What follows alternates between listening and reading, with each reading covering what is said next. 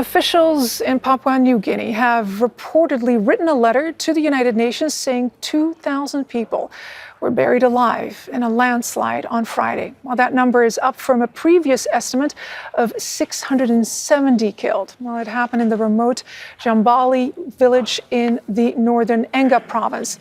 And there are warnings now that further collapses are expected in the area. Ongoing rescue efforts have been complicated by debris and dangerous terrain.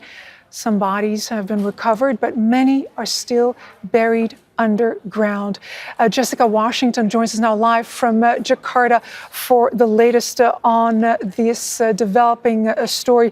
Jessica, devastating news. More than 2,000 people believed to have been buried alive.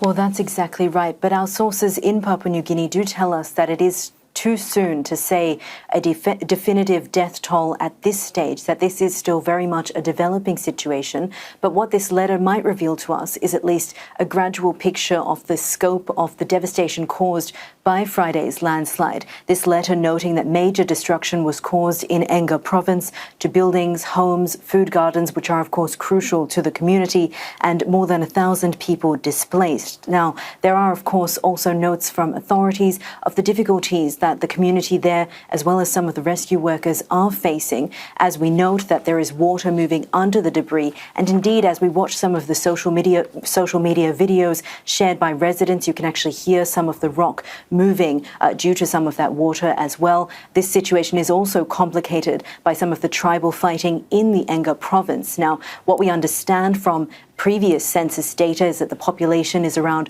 a few thousand, but authorities say they cannot say with complete certainty how many people were living in the affected area. Now, the government of Papua New Guinea has called for assistance from international partners. Australia is already sending aircraft and aid, which is on the way, and the Defence Minister Richard Marles says he is speaking with counterparts in Papua New Guinea to assess what else may be needed. China has also pledged its assistance, and we understand that in coming hours there will be another meeting on the topic of aid to assess the needs of this dire situation. But as I note, it is still too soon to say how many lives were lost in this conflict. We are also starting to hear from some of the survivors who have told their story to local media. One couple said that they thought that they would die, that they would be crushed under boulders which destroyed their home. They waited 8 hours for their neighbours to pull them out of their destroyed home. But of course, many lives and many others were crushed under these rocks, and we are still waiting to know how many people were killed in this disaster.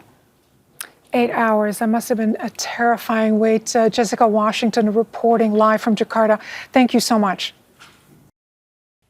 Make sure to subscribe to our channel to get the latest news from Al Jazeera.